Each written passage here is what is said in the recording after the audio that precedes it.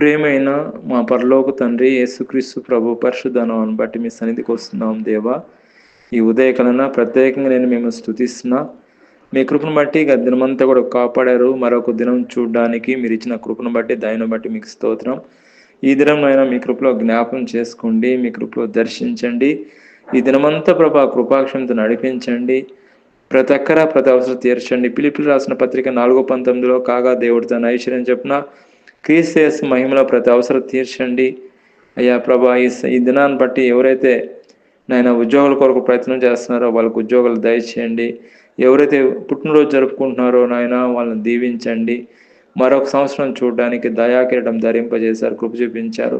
ఈ సంవత్సరం అంతా ప్రభా కృపాక్షంతో నడిపించండి.